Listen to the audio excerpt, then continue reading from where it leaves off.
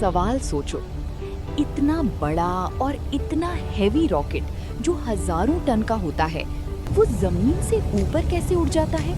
और सिर्फ उड़ता ही नहीं, वो हजारों किलोमीटर दूर स्पेस में जाकर मून तक कैसे पहुंच जाता है? आखिर रॉकेट को रास्ता कौन दिखाता है? उसके अंदर क्या चल रहा होता है? और सबसे इंटरेस्टिंग बात, रॉकेट नीचे आग फेंकता है तो वो ऊपर कैसे चला जाता है? आज हम एग्जैक्टली इसी मिस्ट्री को सिंपल लैंग्वेज में समझेंगे और वीडियो के एंड तक आप इजीली समझ जाओगे कि चंद्रयान जैसी मिशन को रॉकेट कैसे स्पेस तक ले जाता है। देखो, रॉकेट कोई मैजिक मशीन नहीं है, ये एक परफेक्टली कोऑर्डिनेटेड सिस्टम होता है जहां फ्यूल, इंजन्स, कंप्यूटर्स, सेंसर्स और टाइमिंग सब मिलकर काम करते हैं। और एक छोटी सी मिस्टेक पूरे मिशन को फेल भी कर सकती है। लेकिन इंटरेस्टिंग बात यह है कि रॉकेट का बेसिक साइंस एक्चुअली काफी सिंपल है। अगर आपने कभी हवा भरा बलून छोड़ा हो तो आप ऑलरेडी रॉकेट का बेसिक प्रिंसिपल देख चुके हो। बस डिफरेंस इतना है कि रॉकेट उस प्रिंसिपल को एक्सट्रीमली पावरफुल लेवल पर यूज करता है। तो चलो स्टेप बाय स्टेप समझते हैं। रॉकेट लॉन्च के दिन सिर्फ बटन दबाया नहीं जाता, उससे पहले मंथ्स, कभी कभी ईयर्स तक प्रेपरेशन चलती है। रॉकेट को एक लॉन्च पैड पर खड़ा किया जाता है, उसके अंदर फ्यूल भरा जाता है। और ये नॉर्मल फ्यूल नहीं होता, कई रॉकेट्स में super cold liquid fuel use होता है, जैसे लिक्विड हाइड्रोजन और लिक्विड ऑक्सीजन। ये इतने ठंडे होते हैं कि इन्हें स्पेशल टैंक्स में स्टोर किया जाता है। अब यहाँ एक इंटरेस्टिंग चीज होती है, रॉकेट एक्चुअली एक ही पीस नहीं होता, ये मल्टीपल स्टेजेस में डिवाइडेड होता है। मतलब रॉकेट का नीचे वाला पार्ट पहले काम करेगा, फिर वो अलग हो जाएगा, उसके बाद नेक्स्ट स्टेज का इंजन स्टार्ट होगा। ऐसा इसलिए क्योंकि रॉकेट को अननेसेसरी वेट लेकर नहीं चलना होता। इमेजिन करो आपको माउंटेन क्लाइंब करना है और रास्ते में आप अपना हैवी बैग हटा सकते हो, तो जर्नी इजियर हो जाएगी ना। रॉकेट भी एग्जैक्टली वही करता है। लॉन्च से पहले कंप्यूटर्स कंटिन्यूअसली सब सिस्टम्स चेक करते रहते हैं, फ्यूल प्रेशर सही है या नहीं, टेम्परेचर करेक्ट है या नहीं, इंजन रेडी है या नहीं, सब कुछ मिली सेकेंड लेवल पर मॉनिटर होता है। और फिर स्टार्ट होता है काउंटडाउन, 10, 9, 8। और बिलीव करो, इसी मोमेंट पर दुनिया की सबसे पावरफुल मशीन्स एक्टिवेट हो रहे होते हैं। अब सबसे बड़ा सवाल, रॉकेट ऊपर जाता कैसे है? इसका आंसर है Newton's third law. Simple language में, हर एक्शन का इक्वल और ऑपोजिट रिएक्शन होता है। रॉकेट का इंजन नीचे की तरफ बहुत हाई स्पीड से गैस फेंकता है और उस रिएक्शन फोर्स की वजह से रॉकेट ऊपर पुश होता है। एग्जैक्टली वैसे ही जैसे आप स्विमिंग पूल में वॉल को पुश करो तो आप ऑपोजिट डायरेक्शन में मूव करते हो। रॉकेट इंजन के अंदर फ्यूल बर्न होता है। बर्न होने के बाद एक्सट्रीमली हॉट गैसेस बनती हैं। ये गैसेस नोजल से बहुत हाई स्पीड पर बाहर निकलती हैं और जितनी पावरफुल गैस बाहर निकलेगी, रॉकेट को उतना ज्यादा थ्रस्ट मिलेगा। थ्रस्ट मतलब ऊपर ले जाने वाली पावर। लेकिन यहाँ एक प्रॉब्लम होती है, अर्थ की ग्रेविटी। ग्रेविटी रॉकेट को नीचे खींच रही होती है, तो रॉकेट को इतना पावरफुल बनना पड़ता है कि वो ग्रेविटी को बीट कर सके। इसीलिए लॉन्च के स्टार्टिंग सेकंड्स में रॉकेट सबसे ज्यादा फ्यूल कंज्यूम कर। अब सोचो, स्पेस में रोड तो होती नहीं, तो रॉकेट को डायरेक्शन कौन बताता है? इसका काम करते हैं ऑनबोर्ड कंप्यूटर्स और गाइडेंस सिस्टम्स। रॉकेट के अंदर बहुत एडवांस सेंसर्स लगे होते हैं, ये कंटिन्यूअसली मेजर करते रहते हैं रॉकेट कितनी स्पीड पर है, किस डायरेक्शन में जा रहा है, कितना टिल्ट हो रहा है, अर्थ से कितना डिस्टेंस है। अगर रॉकेट थोड़ा भी रॉन्ग डायरेक्शन में जाने लगे तो कंप्यूटर्स इंस्टेंटली करेक्शन कर देते हैं।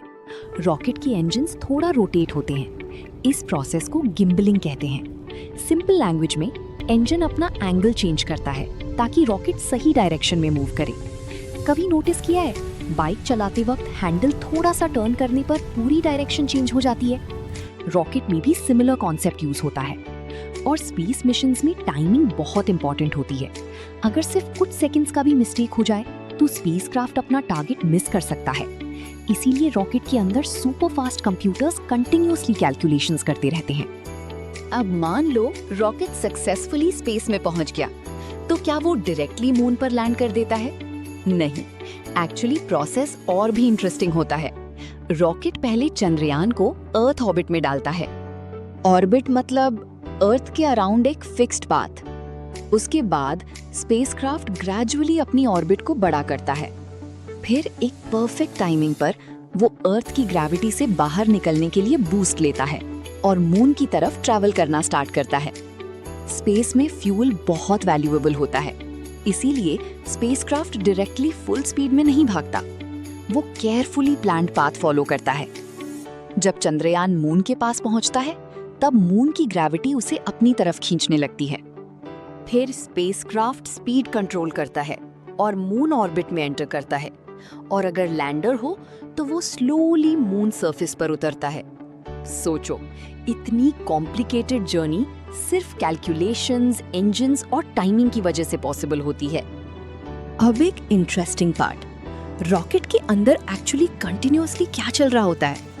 रॉकेट बेसिकली एक फ्लाइंग कंप्यूटर लैब होता है। Thousands of sensors her second data भेज रहे होते हैं। Temperature, fuel level, engine pressure, vibration सब मॉनिटर होता रहता है। अगर किसी सिस्टम में अनयूजुअल प्रॉब्लम दिखे तो कंप्यूटर्स इमरजेंसी एक्शंस भी ले सकते हैं, और लॉन्च कंट्रोल रूम में इंजीनियर्स कंटिन्यूअसली स्क्रीन्स देख रहे होते हैं।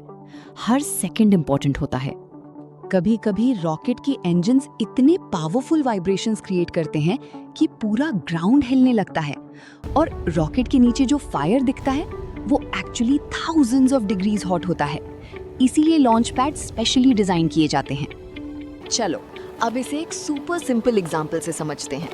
इमेजिन करो आप स्केटबोर्ड पर खड़े हो और आपने एक हैवी बॉल को पीछे की तरफ जोर से फेंका। क्या होगा? आप ऑपोजिट डायरेक्शन में मूव करोगे।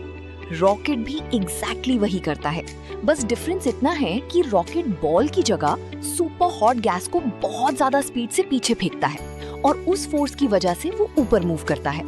इसी सिंपल प्रिंसिपल पर पूरी रॉकेट साइंस का बेस बना हुआ है। क्रेजी लगता है ना? अब कुछ mind blowing facts. Fact 1, rocket launch के फर्स्ट फ्यू मिनट्स में ही अपना मोस्ट फ्यूल कंज्यूम कर देता है, क्योंकि अर्थ ग्रेविटी को बीट करना सबसे डिफिकल्ट पार्ट होता है। फैक्ट 2, स्पेस में साउंड प्रॉपर्ली ट्रैवल नहीं करता।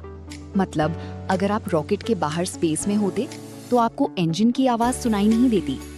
फैक्ट 3, चंद्रयान मिशंस में कैलकुलेशंस इतनी एक्यूरेट होती हैं कि साइंटिस्ट्स मिलियंस ऑफ किलोमीटर्स दूर ऑब्जेक्ट की पोजीशन प्रिडिक्ट कर लेते हैं, और वो भी सेकंड्स की एक्यूरेसी के साथ। तो अब आप समझ गए होंगे कि रॉकेट सिर्फ एक मशीन नहीं होता, ये फिजिक्स, इंजीनियरिंग, फ्यूल, कंप्यूटर्स और परफेक्ट टाइमिंग का कॉम्बिनेशन होता है। नीचे से पावरफुल थ्रस्ट, अंदर स्मार्ट गाइडेंस सिस्टम्स और बाहर स्पेस की डेंजरस कंडीशंस, सबको हैंडल करके ही चंद्रयान जैसी मिशन सक्सेसफुल बनती हैं। और ऑनेस्टली सबसे अमेजिंग बात ये है कि ये सब साइंस ह्यूमंस ने खुद क्रिएट किया है। एक स्पीशीज जो अर्थ पर रहती है वो मून तक मशीन भेज रही है। ये खुद में अनबिलीवेबल है। अगर आपको वीडियो इंटरेस्टिंग लगा तो कमेंट में जरूर बताओ आप फ्यूचर में किस टॉपिक का इनसाइड प्रोसेस समझना चाहोगे। और नेक्स्ट टाइम जब आप रॉकेट लॉन्च देखो तो सिर्फ फायर और स्मोक मत देखना, उसके पीछे चल रहा साइंस इमेजिन करना, because that's where the real magic happens.